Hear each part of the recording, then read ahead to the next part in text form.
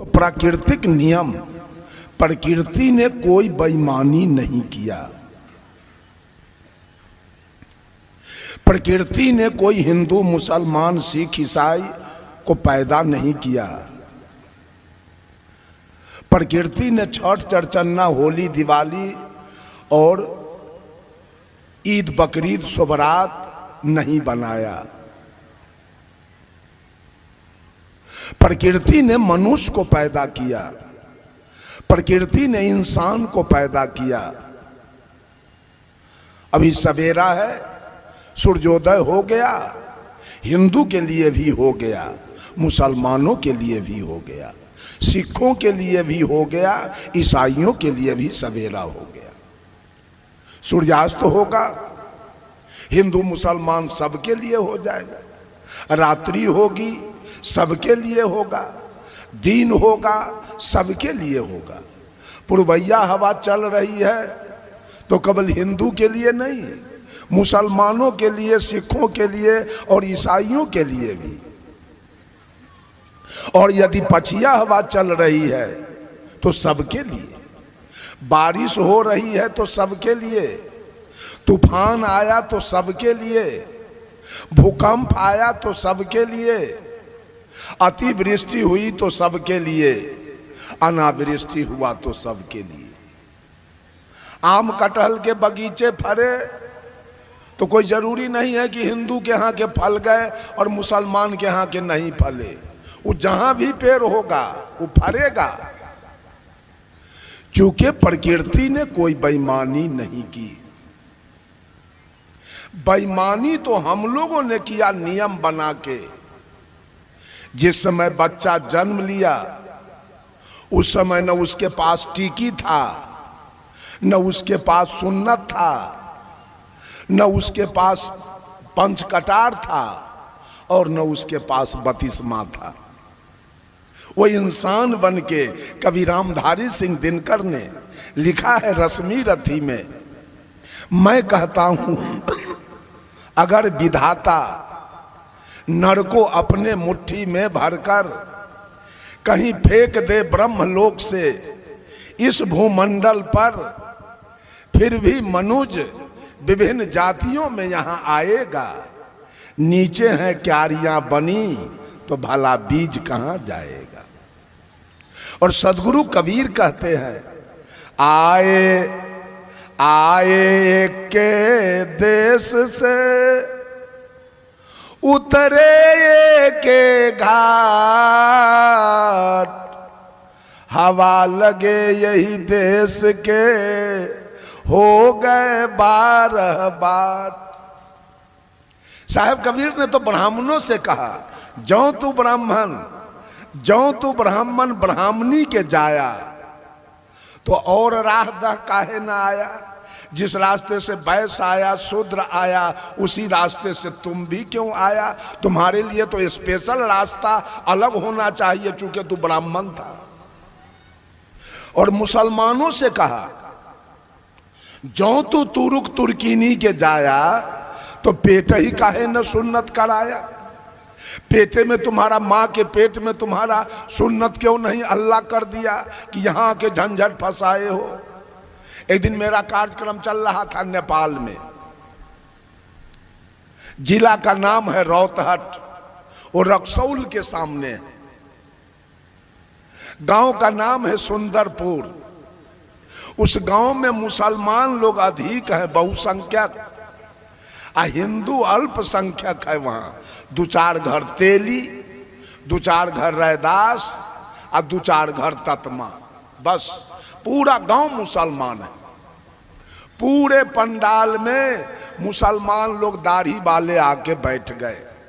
मैंने पूछा, ऐ लोगों, इस पूरे ब्रह्मांड की रचना, धरती आसमान हवा पानी आग सूर्य चंद्रमा तारा, मानव पशु पक्षी कीड़ा मकोड़ा, पर्वत पहाड़ नदी समुद्र, ये सारे ब्रह्मांड की रचना किसने किया है। एक मौलवी उठा और कहा अल्लाह ने किया है। हम की वाह, तब तो ठीक है। अल्लाह ने जो पूरे ब्रह्मांड की रचना किया वो सही सही किया कि गड़बड़ हो गया? कहा कि नहीं, एकदम बिल्कुल सही सही सृष्टि अल्लाह ने कर दिया। हम कह दिए हमको तो लगता है अल्लाह से भारी भूल हो गई। कहा क्या हुआ? सब कुछ बनाया, थोड़ा सा लिंग का चमड़ा नहीं काटा, सुन्नत नहीं किया। अब वो अनहरा के औजार नहीं था कि दारू पी ले था, भूल गया, वो तो वही जाना। बिगड़ गया हमरा पर मुसलमान सब। ये सनका है बाबा जी, हम सनकल हैं। सब कुछ भोला बाबा कर दिया, राम जी कर दिए, आ कहे कि जा करके वहीं टीकी रोप लेना। ये हमरा छुट्टी ना है, टीकी तू अपने से रोप लेना। अब मुसलमान को कहा कि हमरा छुट्टी ना है तो सुन्नत करा लेना वहीं। आ सिख से कहा कि तू जाके वहीं पंच कटार करा लेना। आ ईसाई से कहा जे तू बतिस्मा करा लेना। ये चारों नियम कौन बनाया? प्रकृति। जिस प्रकृति को हम परोक्ष रूप से परमात्मा कहते हैं, वो परमात्मा और प्रकृति सारा नियम बनाया क्या? प्रकृति ने कोई नियम में गड़बड़ी नहीं किया, कोई बेईमानी नहीं किया। अगर हिंदू के घर के, मुसलमान के घर के, सिख के घर के, ईसाई के घर के चारों लड़का को एक कोठली में बंद किया जाए और किसी अनजान आदमी से कहा जाए कि इसमें से मुसलमान वाला लड़का निकाल के ले आओ, 1 साल का वो चारों बच्चा है, ले आएगा कोई आदमी? नहीं लाएगा। क्यों? वो चारों लड़का अभी इंसान है, न वो हिंदू है, न वो मुसलमान है, न वो सिख है और न वो ईसाई है। इंसान है, इंसान। प्रकृति इंसान को पैदा करती है। लोग यहाँ आके हिंदू मुसलमान, यहाँ आके शैतान बन गए, नियम लगा दिया। मुसलमान भाई अपना नियम पूरे, अगर हिंदू को भूख लगे तो भोजन चाहिए, अब मुसलमान को क्या चाहिए? डंडा। उसको भी भोजन चाहिए, सिख को भी भोजन चाहिए, ईसाई को भी भोजन चाहिए। प्यास लगे तो हमको भी पानी चाहिए, मुसलमान को भी पानी चाहिए, सिख को भी पानी चाहिए और ईसाई को भी पानी चाहिए। बीमार पड़े तो सबको दवा चाहिए, जार लगे तो सबको गद्दा रजाई चाहिए, गर्मी लगे तो सबको एयर कंडीशन चाहिए, एयर कूल चाहिए। सारा नियम। हिंदू भी खेती करते हैं, मुसलमान भी करते हैं। हिंदू भी बिजनेस व्यापार, मुसलमान भी बिजनेस व्यापार। सिख भी, ईसाई भी। हिंदू भी नौकरी करता है, मुसलमान भी। हिंदू भी जन्म लिया जैसे वैसे मुसलमान जन्म लिया। हिंदू मरेंगे जैसे मुसलमान मर गया। सारे क्रिया प्राकृतिक एक समान है, लेकिन मरने के बाद हिंदू अपना नियम लगाएगा, तुरंत लाश को दफना जलाने का जुगाड़ करेगा, और मुसलमान अपना नियम लगाएगा, तुरंत लाश को दफनाने का जुगाड़ करेगा। इतिराती करेगा, सतबिहान करेगा, नखबाल करेगा, पंडित को बुला के लाएगा, नौवा को बुला के लाएगा, क्या क्या खटिया दान करेगा, सेजिया दान करेगा, तोशक तकिया रजाई दान करेगा, साया साड़ी ब्लाउज धोती कुर्ता गंजी गमछा चाउर चिवड़ा पूरी केरा थरिया लोटा गिलास कटोरा सब दान करेगा। मुसलमान ने इस नियम को नहीं माना, कहा मैं नहीं करूँगा इसको। अब मुसलमान का जो नियम है उसको सिख नहीं माना, और सिख का जो नियम है उसको ईसाई नहीं माना, तो मर गए क्या? आपको भोला बाबा धन दे दिए, राम जी धन दे दिए, अब मुसलमान को कौन धन दिया है? सिख को इतना धन कौन दिया? ईसाई को इतना धन कौन दिया? वो तो न राम को मानता है, न भोला बाबा को मानता है, न गुरु नानक को मानता है। एक आदमी पूछा हिंदू से, ओ साहेब, ओ बाबा, अरे आपके देवता क्या खाते हैं? कहा अरवा चावल बतासा या तुलसी के पत्ता। कहा हिंदू के देवता के लिवरे खराब, पेटे खराब एकर है, ये बतासा खाता है तुलसी के पत्ता। जो बतासा पानी देखते गल जाए वो हिंदू के देवता खाता है बतासा। मुसलमान से पूछा आपके अल्लाह क्या खाते हैं? कहा हमरा तो मुर्गी, बकरी, गाय, भैंसी, ऊंट, दुम्मा सब खा लेता है। कहा वाह, मुसलमान के देवता के लीवर बड़ा मजबूत है, वो सब कुछ पचाता है। लेकिन वो मौलवी साहब, आपके अल्लाह का भी लीवर उतना कारगर नहीं है। कहा कैसे? शुगर में चर्बी होता है ज्यादा, वो अल्लाह के लीवर पर पासे नहीं करता। आपके देवता का भी अल्लाह उतना लीवर बढ़िया नहीं है। ईसाई से पूछा आपका? कहा हमरा तो गाय शुगर दोनों पार करता है। वाह वाह, आपके भगवान का लीवर कारगर है। ये सारे लोग भगवान बनाने वाले, नियम बनाने वाले, आपने 56 करोड़ देवता का नियम बनाया। अब मुसलमान ने इस नियम को नहीं माना। आप पूरब मुहे घूम के पूजा करने का नियम बनाया, तो मुसलमान इसके विपरीत पश्चिम घूम गया। क्या बिगड़ गया उसका? आपका भगवान कुछ बिगाड़ लिया? हमारे हिंदू भाई गाय के पूजा करते हैं। गोवर्धन के अभी दिवाली आ रहा है, गोबर का पूजा होगा।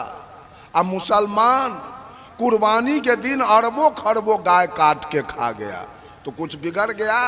हिंदू का देवता उसका कुछ बिगाड़ा? एक भी हिंदू ईद बकरीद सोबरात नहीं किया, तो मुसलमान का देवता हिंदू को कुछ बिगाड़ लिया? यह सारा मनगढ़ंत बात है, सारी ऊपरी बात है, वास्तविकता कहीं है नहीं। हम लोगों ने कल्पना किया है देवी देवता के। सदगुरु कबीर कहते हैं, हंसा तू तो सबल था, हल्की अपनी चाल, रंग कुरंगे रंगिया त्योर किया लगवार।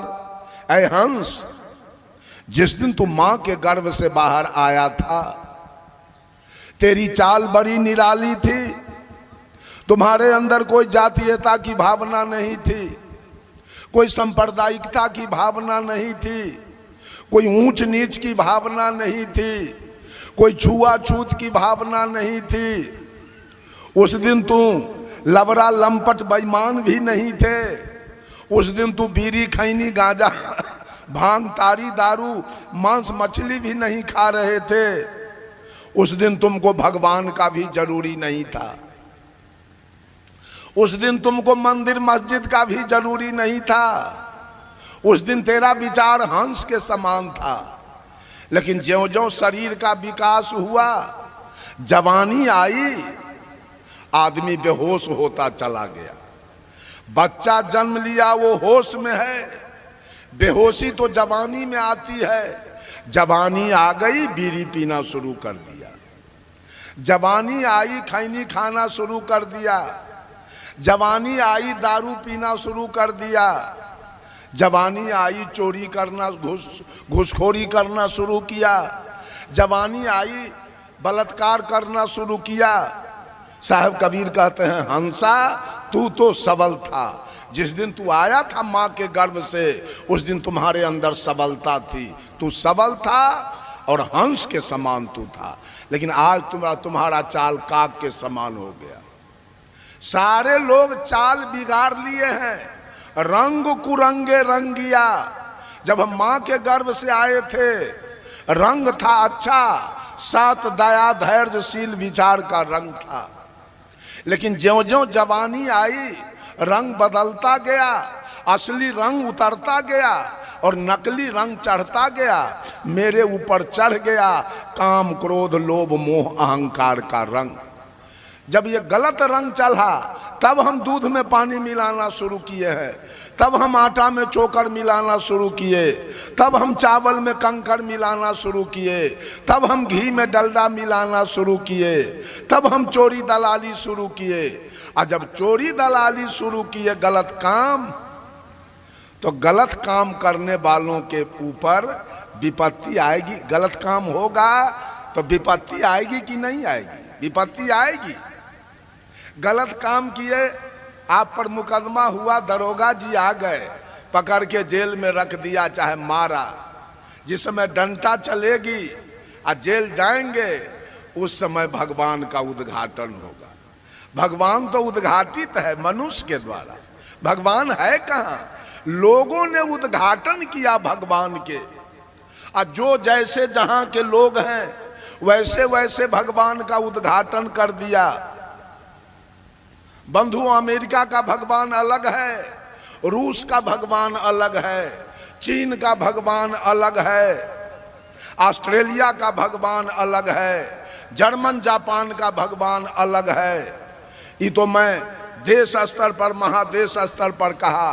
राज्य स्तर पर आइए, मध्य प्रदेश का भगवान अलग है, राजस्थान का भगवान अलग है, उत्तर प्रदेश का भगवान अलग है, मध्य प्रदेश का और हरियाणा पंजाब का भगवान अलग है, और बिहार का भगवान, बिहार में वो छठी माई भगवान है जो उत्तर प्रदेश और बंगाल में कहीं नहीं है। राज्य स्तर पर भगवान को बांटा गया, जहां जहां के लोग जैसे थे वैसा उद्घाटन कर दिया। और राज्य स्तर पर क्या, जिला स्तर पर आइए, आपके कोसी बेल्ट में पूर्णिया, सहरसा, कटिहार, मधेपुरा, सुपौल के लोगों ने भगैत का उद्घाटन किया। भगैत करते हैं।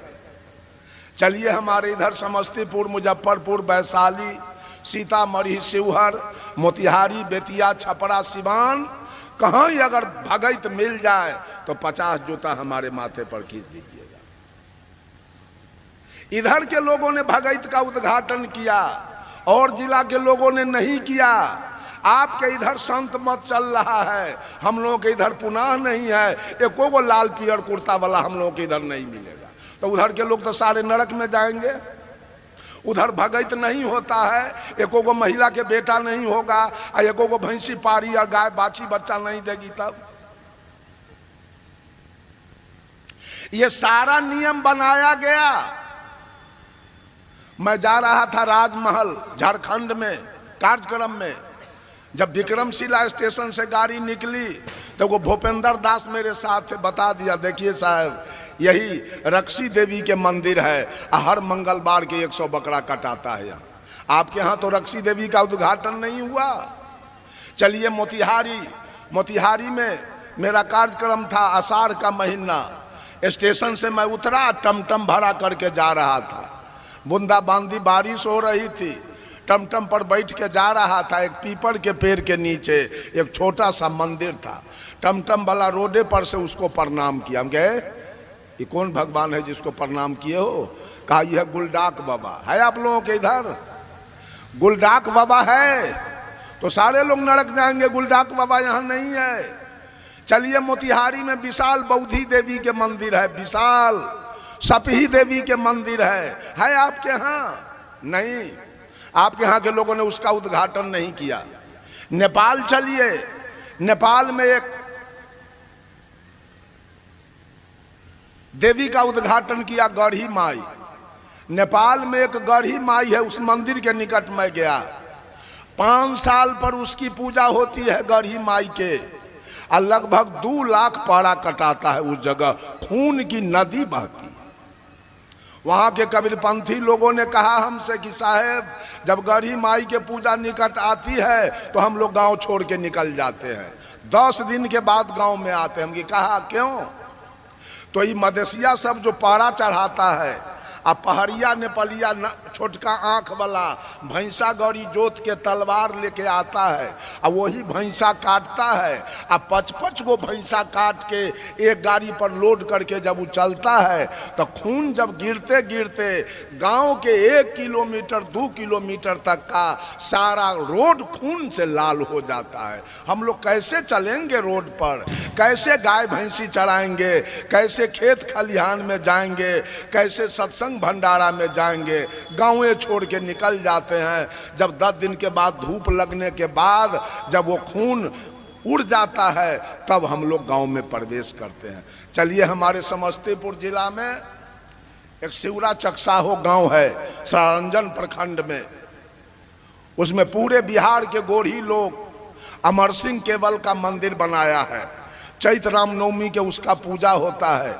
माननीय मुख्यमंत्री नीतीश कुमार जी उसके उद्घाटन में आते हैं और लगभग 2 लाख बकरा कटाता है। वो ये कौन उद्घाटन किया, कौन नियम बनाया? और नियम बना बना करके आई दुनिया को बर्बाद करने पर लगे हैं।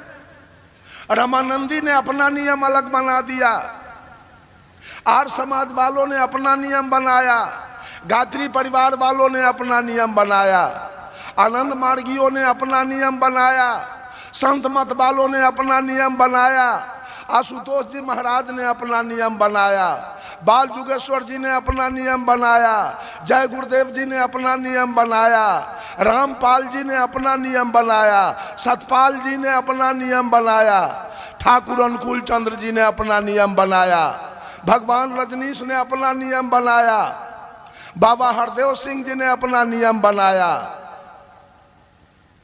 राम रहीम सिंह जी ने अपना नियम बनाया, ओम शांति वालों ने अपना नियम बनाया, राधा स्वामी वालों ने अपना नियम बनाया,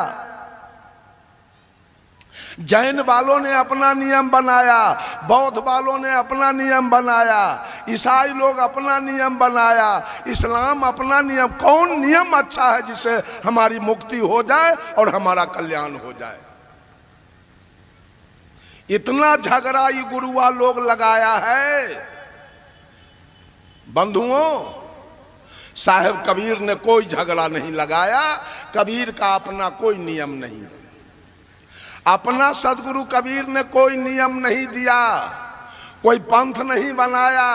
एक रास्ता निकाला है कबीर ने कि इस रास्ते पर चलो और सभी आदमी अपना कल्याण करो। कबीर का अपना कोई पर्सनल नियम नहीं है, कहीं जाना आना नहीं है, कुछ करना नहीं है।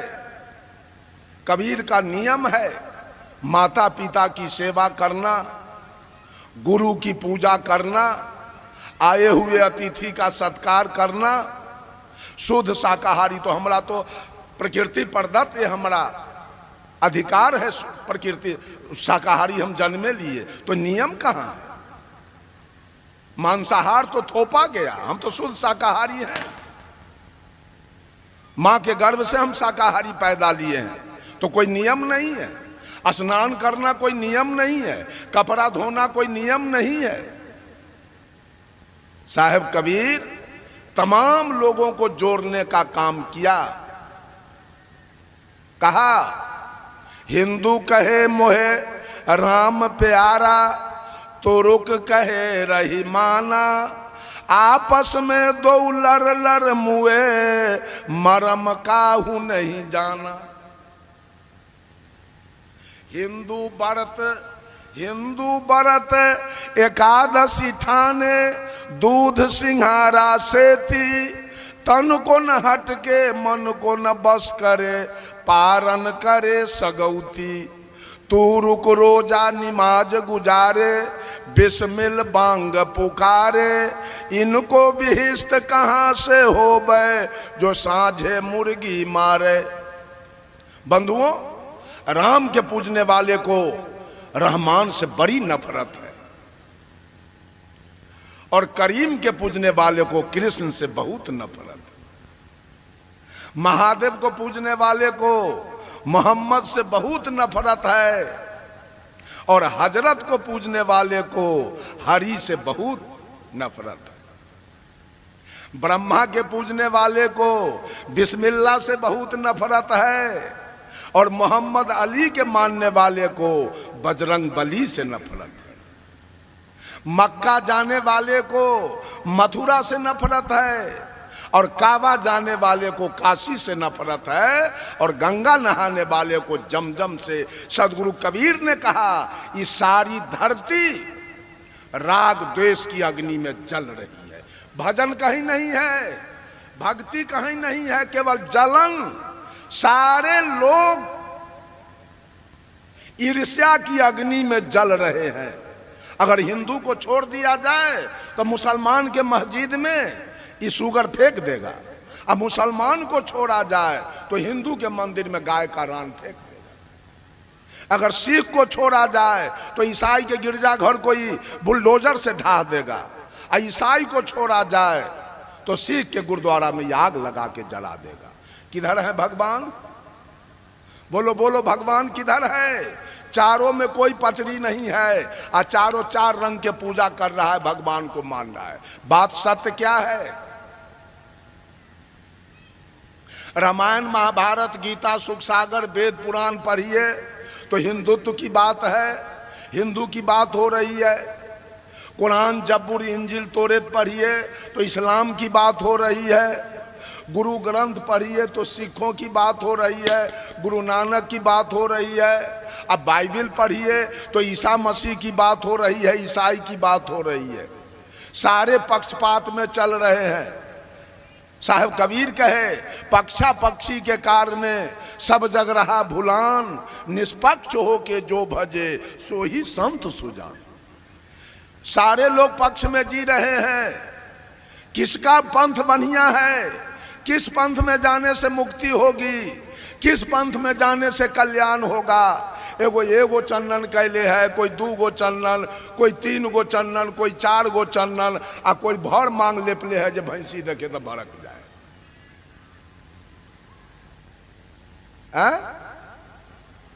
कौन ठीक है, कौन नियम बढ़िया है? ये सारा नियम बनाया गया कबीर का जो बीजक है। कबीर का बीजक वो न हिंदुत्व की बात करता है, न इस्लाम की बात करता है, न सिख की बात करता है, न ईसाई की बात करता है। वो इंसानियत की बात करता है कबीर का बीजक। जब माननीय प्रेसिडेंट अब्दुल कलाम आजाद कबीर जयंती के अवसर पर मगहर पधारे थे, और सदगुरु कबीर का एक तरफ समाधि और दूसरे तरफ मजार देखकर ताज्जुब हो गया, उंगली दांत के निकट ले गए। ऐसा महापुरुष नहीं देखा जो हिंदू मुसलमान दोनों को जोड़ता हो। साहब कहे, खोजे अल्लाह के नगरिया जन्म के फूहरी, जन्म के फूहरी हो जन्म के फूहरी, खोजे अल्लाह के नगरिया जन्म के फूहरी। 5 वक्त नमाज गुजारे राखे 300 रोजा, 5 वक्त नमाज गुजारे राखे 300 रोजा। घट के अंदर खुदा बसत है, तिनको कभी न खोजा, घट में छाई है अंधियारिया जन्म के फूहरी। खोजे अल्लाह के नगरिया जन्म के फूहरी। कलमा पढ़े रहीम पुकारे दिल में रहम न लाई, कलमा पढ़े रहीम पुकारे दिल में रहम न लाई। घट के अंदर नूर बसत है, तिनकर खबर न पाई, पर गए माया के लहरिया जन्म के फूहरी।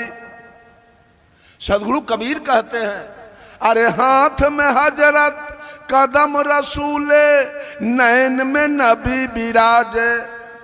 हाथ में हजरत कदम रसूले, नैन में नबी विराजे। मन मक्का काया है कावा, सिर पर अनहद बाजे। खोल कर देखना केवारिया जन्म के फूहरी। खोजे अल्लाह के नगरिया जन्म के फूहरी। मुसलमानों से कहा और हिंदू से कहा, राम के कहे जगत गति पावे, खार कहे मुख मीठा, अपावक कहे सो पाव जो डाहे, जल कहे तृषा बुझाई। भोजन कहे सो भूख जो भागे, तो दुनिया तरी जाई। बंधुओं, पक्षपात में पढ़कर, राग द्वेष में पढ़कर हम लोग जी रहे हैं।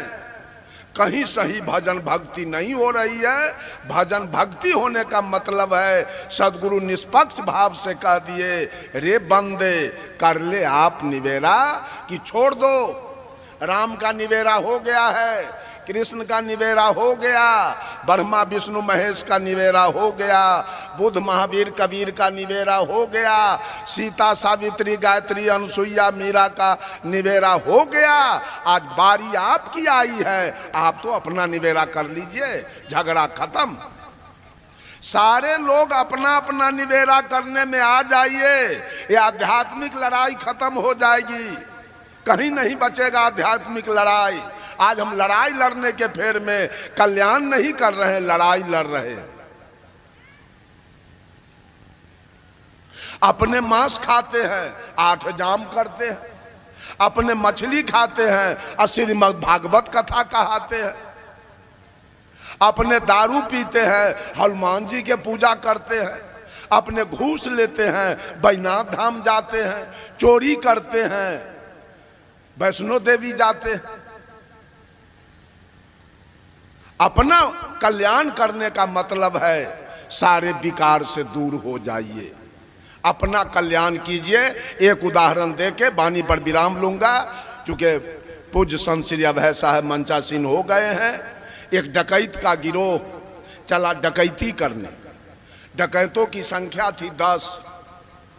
जब भादों का महीना, नदी भरी हुई थी और नदी में करंट भी बहुत था, 200 डकैत गए घाट पर पार करने के लिए। डकैतों का जो हेड था वो कहा, सुनो जी, नौका पर पार करोगे और डकैती में कोई गड़बड़ी हो गया, पुलिस आ गई, तब तो हम लोग पकड़ा जाएंगे और यही केवट गवाही दे देगा 11 बजे रात में यही लोग पार किया है, तो फंस जाएंगे। ऐसा करो, हम लोग नौका पर पार नहीं करें, चलो कुघाट पर और वहां हेल के हम लोग पार कर जाएंगे। चले गए 200 डकैत कुघाट पर, हेल के उस पार गए। डकैतों का जो हेड था मैनेजर, कहा कि सब आदमी लाइन में खड़ा हो जाओ, हम गिन लेते हैं सब पार किया कि नहीं किया। पार गिन रहा है लाइन में खड़ा करके, 1 2 3 4 5 6 7 8 9। अब मैनेजर अपने को छोड़ दिया, नहीं गिना, तो कितना हुआ? 9। और घर से चले थे 10। मैनेजर कहा इसका मतलब एक आदमी डूब गया। दूसरा डकैत कहा आपको गिनने नहीं आता है, हम गिन देते हैं, चलिए आइए लाइन में लगिए। लाइन में लगा के दूसरा डकैत वो भी 9 को गिना, अपने को छोड़ दिया तो उससे भी 9 को हुआ। सारा डकैत एक दूसरे को गिनते गया, अपने को छोड़ते गया तो 9 हुआ। अब कहा एक साथी तो डूब गया, अब उसकी पत्नी उसके मम्मी पापा पूछेंगे हमारा पति कहाँ गया, मेरा बेटा कहाँ गया। अगर हम नहीं लाश दी देते हैं तो अपहरण का मुकदमा होगा, सारे लोग फंस जाएंगे।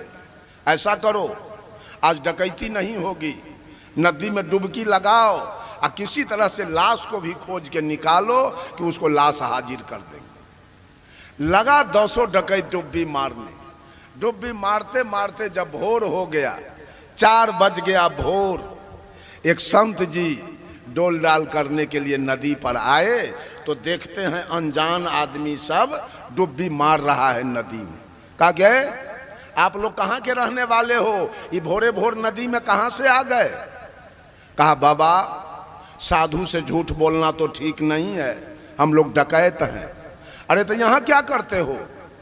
कहा कि बाबा रात में नदी पार करने के समय एक साथी हमारा डूब गया, वो नहीं मिल रहा है, उसी को खोजते खोजते भोर हो गया।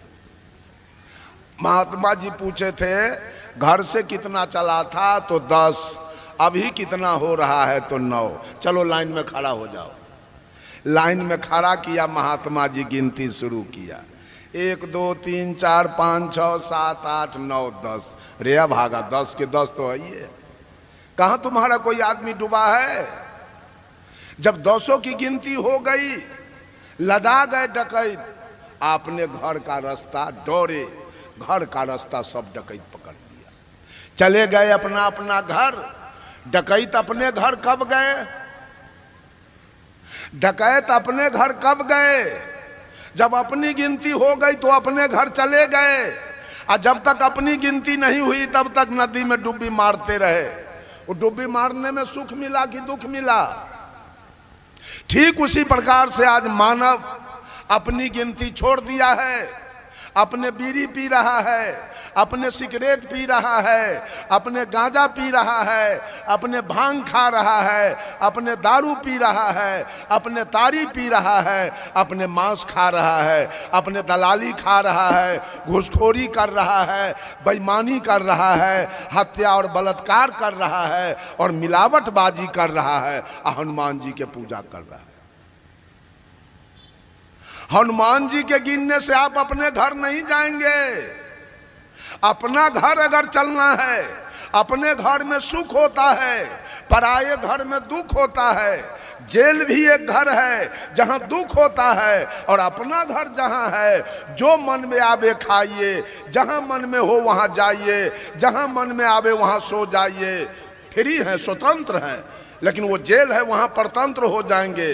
तो अपना घर अगर सुख में चलना है तो अपनी गिनती होगी, अपने घर चले जाएंगे। और जब तक 56 करोड़ देवता के गिनती करते रहेंगे और पूजा करते रहेंगे, तब तक यही भवसागर माय के गर्भ और श्मशान में डुब्बी मारते मारते और भोर हो जाएगा।